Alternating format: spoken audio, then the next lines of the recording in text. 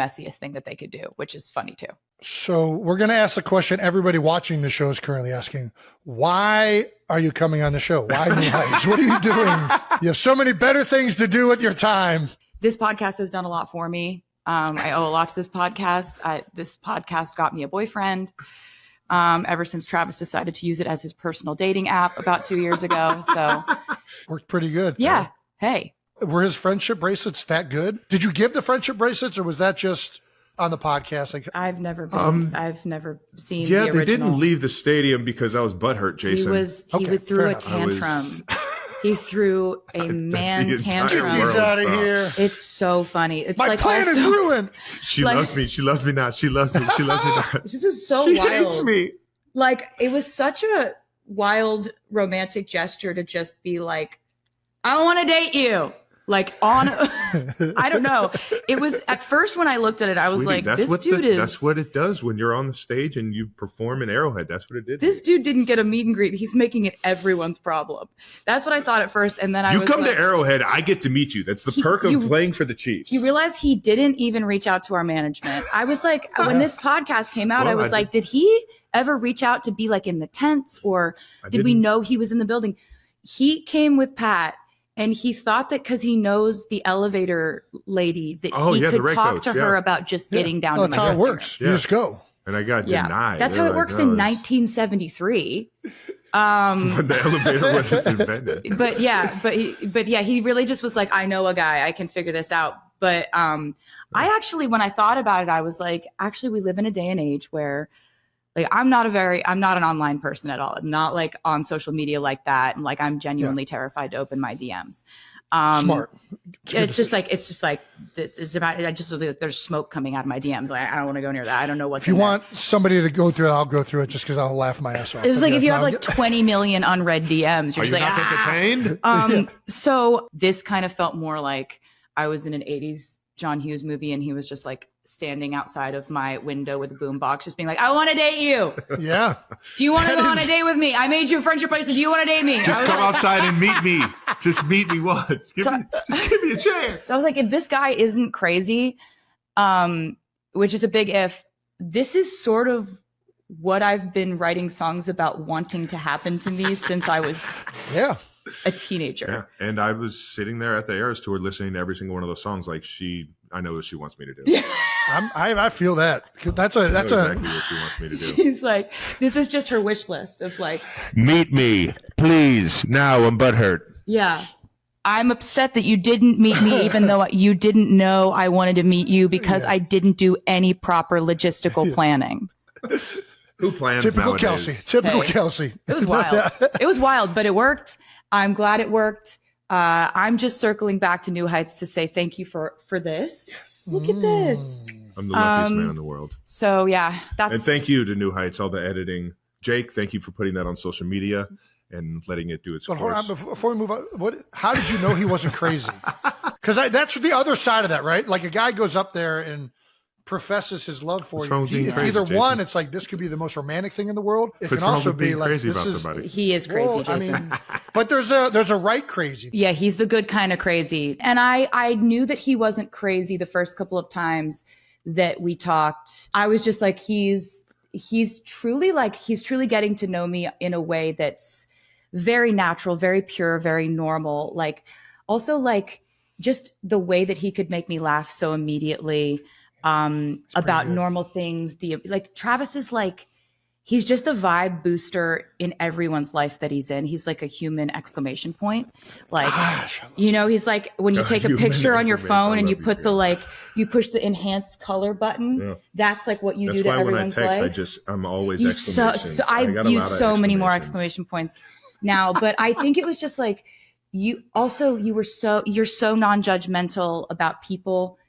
And you were not judgmental about the fact that I knew nothing about the world you were in. It was the best. You were nice. You were so nice. I got a clean slate. You were like, thank you. Get a clean slate. She doesn't know any of my bad stuff. Are you kidding me? Jason, on our first date, I legitimately asked him what it was like when the Chiefs played the Eagles in the Super Bowl and he looked across the field, across the line of scrimmage and saw his brother standing on the other, like 5 feet in front of him on the field. Yeah. And he was like, Didn't happen. He was, and he didn't even look at me. Like, I now know what an insane question that was. He was like, actually, I'm on the offense.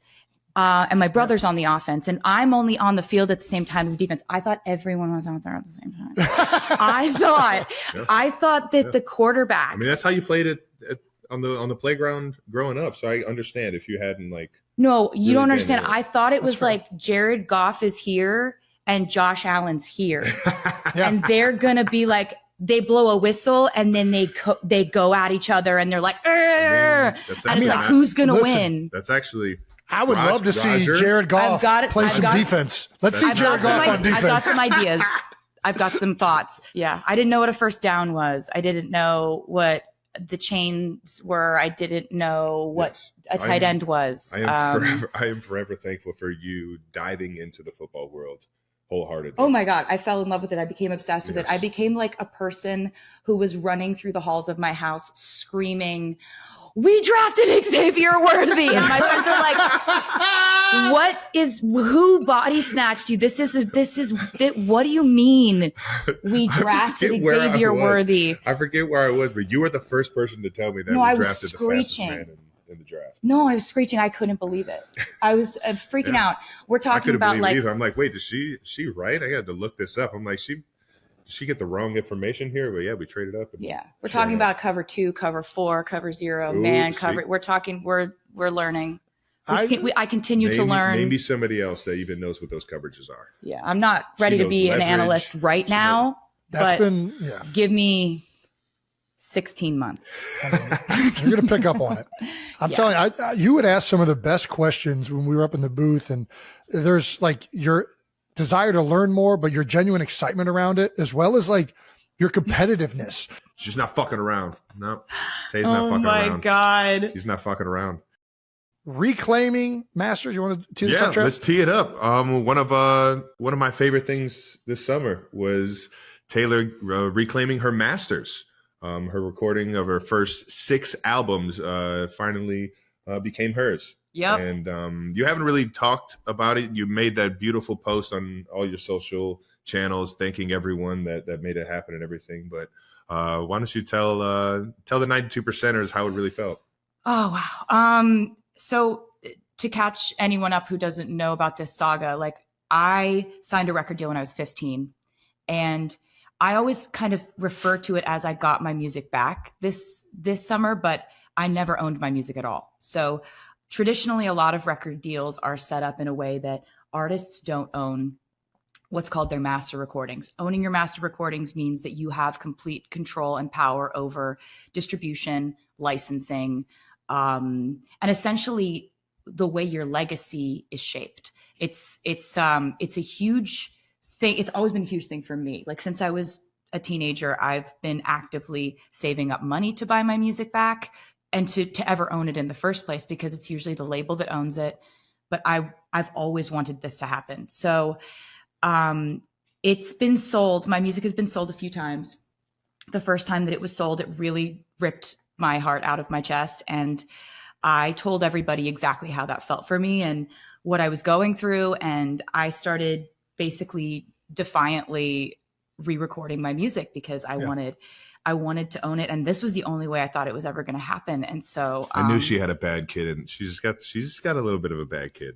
Yeah. It's not a bad kid. That's a freaking savvy kid. That's what that is. That's like, hey, I've been told I've been defiant a lot of times. Well, you are defiant. So. You're very defiant. It's like I insubordinate, Travis. Insubordinate. Yeah, it's I think for me, that was the closest I ever thought I would get to owning my music. And so re-recording my music, it was so exciting to get to have that opportunity. But there was still like, I thought about not owning my music every day.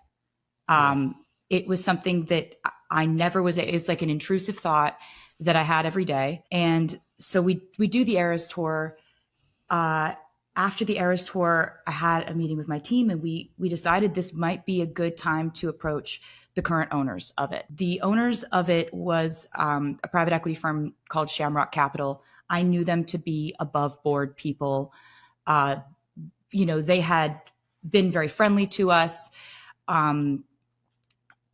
What I was looking to do, though, was I wanted to buy my music outright. I don't want to be in a partnership. I don't want to own 30% of it. I want to own all of it. Yeah, and you deserve that. But it was a long shot to think that they would do that they would sell that asset to me. It's a big asset. It's a huge decision for them to make, to sell that to anyone, including me. I decided that rather than this be like a business conversation, I'm in the business of human emotion. I would so much rather lead heart first in something like this, because for me, this is not, I want to own this asset because of its returns, because of its, because of the dividends that I will receive over the years. I want it because this is my handwritten diary entries from my whole life. These are the songs I wrote about every phase of my life. This is my photography, my music videos, most of which I funded, my artwork, everything that I've ever done is in this catalog. And so rather than send lawyers or management, like in a big crew, I sent my mom and my brother, who I work with, to LA, and they sat down and they this happens. I don't ever really talk about it because it's they sat down with Shamrock Capital, and they told them what this meant for me. They told them the whole story of all the times we've tried to buy it, all the times it's fallen through, all the times we had gotten plans together and figured out something we thought was going to work and it didn't at the last minute. And so my mom calls me afterwards. She's like, look, they were wonderful. They heard us out. We have no idea which way they're going to go with this. And so I was like, I get it. I haven't gotten my hopes up about this in a decade. And so it was a couple months after the Super Bowl. We're in Kansas City. And I get a call from my mom, and she's like, you got your music. Yeah. And so sorry that it's literally been so long since this happened. It's every time I talk about it. She was like, you got your music. And I just very dramatically hit the floor, for real. Honestly, just started a long time coming. bawling my eyes out. And I'm just just weeping and kind of unable. I was just really? What do you mean? What do you mean? And I'm like, get yourself together, get your shit together. Just go tell Travis in a normal way. Yeah. And I knock on the door. He's playing video games. And I'm trying to say it in a normal way. And I'm just like, Travis! Oh no. What just happened? And he's he puts his headset down. He's like, guys, gotta go. And I think you thought something was wrong. And you come up and I'm just like, I got all my music back. And then just start absolutely heaving. Just dead weight. Lose all control. Had no power in my legs to support myself. And this changed my life. I can't believe it still. Every time I think about it, it's I have to tell the short version to everyone, because it is still this will affect the rest of my life. I think about this every day now, but instead of it being an intrusive thought that hurts me, it's, I can't believe this happened. How lucky am I? How grateful am I? I'm so grateful to the artists that helped me with my re-records, because when I did my re-records, I started doing those in 2021. Mm-hmm. And a lot of most of the industry trades were this is a bad idea. This is her sort of derailing her career in a way. Nobody's interested in you doing the same album twice. Fans are not going to be engaged with this. This is not going to go well for her. Somebody knew though. And it was I still was able to reach out to friends of mine, like Phoebe Bridgers, Keith Urban, Maren Morris, Chris Stapleton, Haley Williams from Paramore, Fall Out Boy, all these absolutely incredible artists that shape who I am as an artist. Yeah. And they agreed to be a part of the re-records. And I one of the only people I told before this happened was I called Phoebe Bridgers, and I was just and she's like, did you just say what I think you said? I was yeah. And so this has just been I'm so grateful for it. It's, it's just unbelievable. And I was so happy you were there when that happened. I mean, I was, because I could not stand. Yeah. I mean, I started crying too. You know, I'm a You crier. were weeping. I was just so happy for you because It's I've seen how you make music. I've seen how you make these videos. I've seen the effort and the focus and the strategy behind what just one album in Torture Poets Department and in Fortnite. And I was blown away that you had been doing this your entire life. And for, you know, your first 6 albums, you weren't given the rights to all of that. Mm-hmm. And I know what that looked like. And I know how much it burned you that you didn't have that and you didn't have your creation. Mm-hmm. And I think doing it the right way, creating the fan base that you did the right way, and leading your life in a direction that you were eventually going to get it back somehow, some way, because of you always doing things with the right intentions. So thanks. So how does music ownership, this is so crazy to me. So you wrote these songs, you sang these songs, you put everything into them. And don't get me wrong, there's publishing companies, people that support artists out there, but how does ownership of music even work? Like when you recorded these songs when you were 16, right? Is that like the singer Can you dumb it gets a down portion? to us 93%? Yeah. The singer gets a certain portion. The artist gets or the songwriter gets a certain portion, and then the publishing company gets a certain portion. Okay, so that's a great question, and there's 2 main categories that we're talking about here. Just asked. Go ahead. So master recordings is the actual recording. Yes, it's the actual vocal, band, production, mixing, mastering, that actual thing. Yes.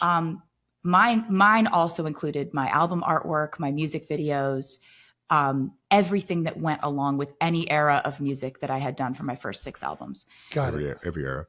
So then there's another category, which is publishing. Yes. I own my publishing, which is why, you know, I have control over, you know, if my song is used in a film, I wanted them to use Taylor's version instead of the original version, the songwriter, can decide that. Got it. Okay. You know, and so it's like, Noted. I've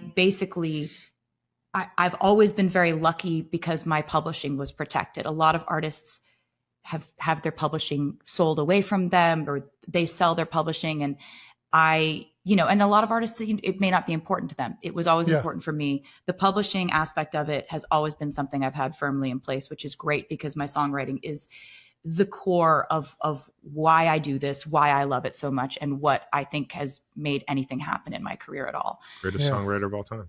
That's very nice of you to say that. It's like, says her boyfriend. Says a lot of people. Basically, then you have the master recordings side of things. Now, this is a discussion that was not really brought up amongst the artist communities, especially not with fans. This was all kind of industry centric and kind of boring contract stuff that like fans were not speaking about. Sure. And so one thing that I think is really great that has come about because of this is that I have so many new artists come up to me now and say, hey, I didn't even know this was a thing.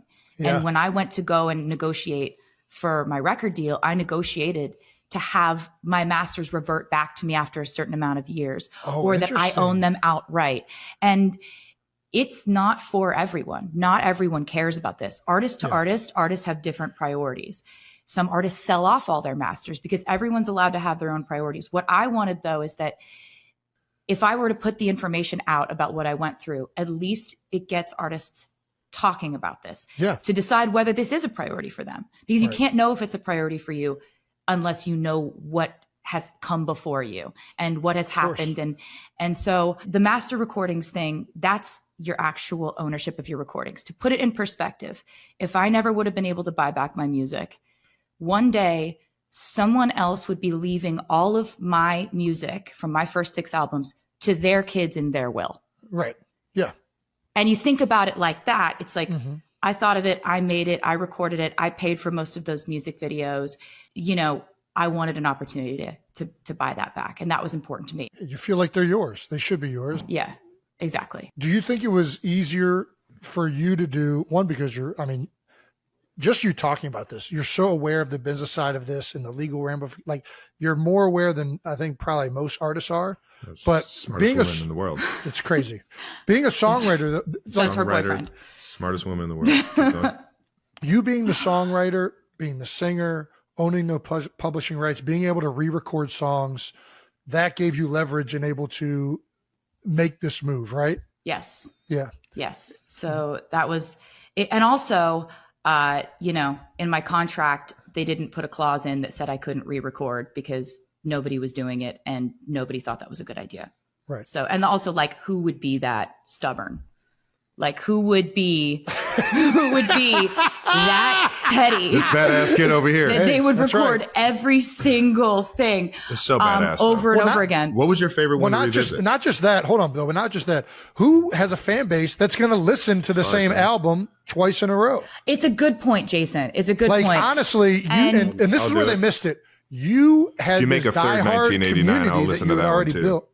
That's the thing is the fans. You told a story with the second time you released this album, right? And the fans got behind that narrative, and they're like, "Screw the first album. We're rolling with the re-recorded album because we're supporting the artist." They were like, "We ride at dawn," like, That's right. and it was amazing because they're the reason why the re-records worked out.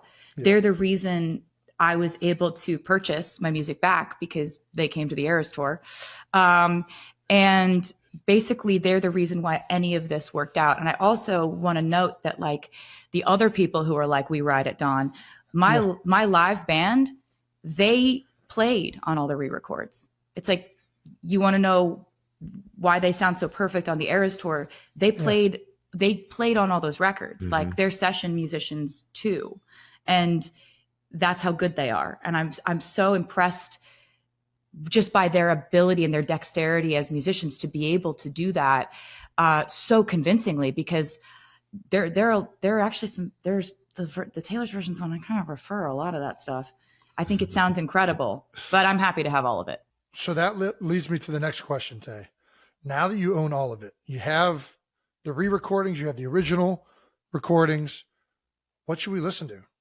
Like, what do I roll with? Does it matter? Choice. You're just like whatever you guys want. Like, yeah, it's really whatever you guys want because I love both of them. I would not have put out the re-records if I didn't think that they held up or were better. I think a lot of the vocals I did on the re-records are better than the originals. Ooh. Okay, but it's like if you found a nostalgia in the originals and that was what you were listening to when you were 12 years old, bopping around in your bedroom, go crazy.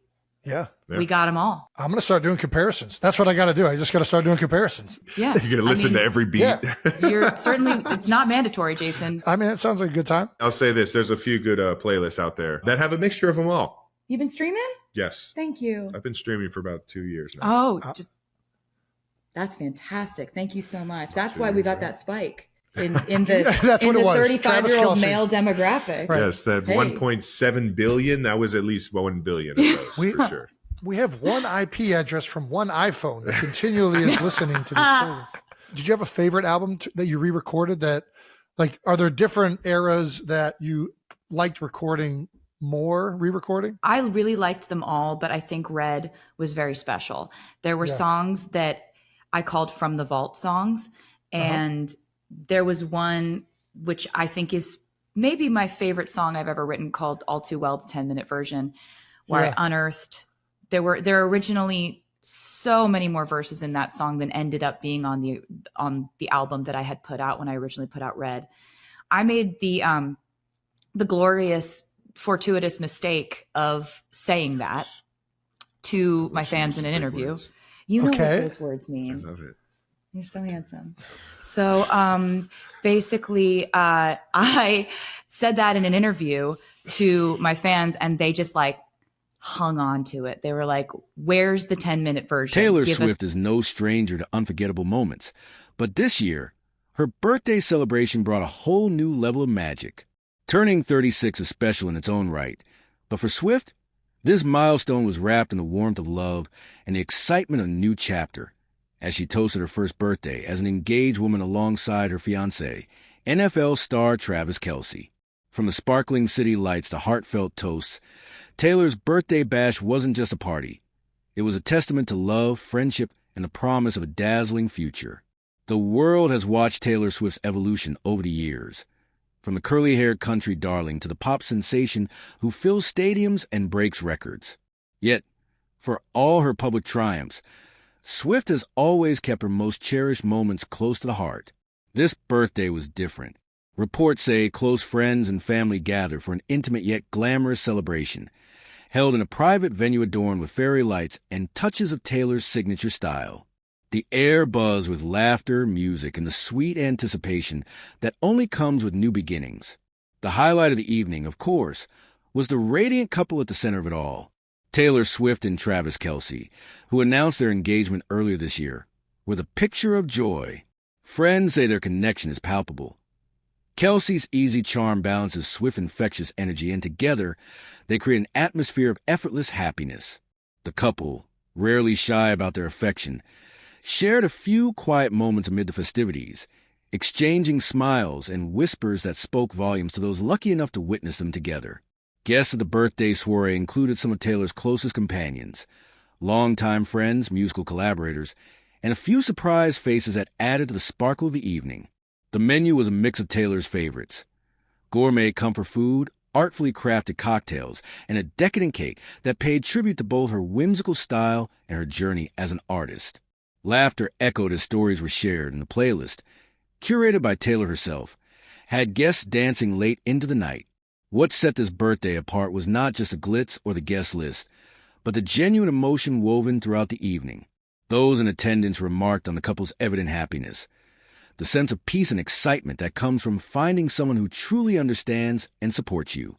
Kelce, never one to shy away from grand gestures, reportedly gave a heartfelt toast, celebrating Taylor's accomplishments and the love they share. His words, "Say insiders," left more than a few eyes misty, including Taylor's. For Swift, this birthday was less about the spectacle and more about gratitude. She's spoken openly in recent interviews about the lessons learned over the past year, the importance of setting boundaries, nurturing real connections, and savoring the moments that matter most.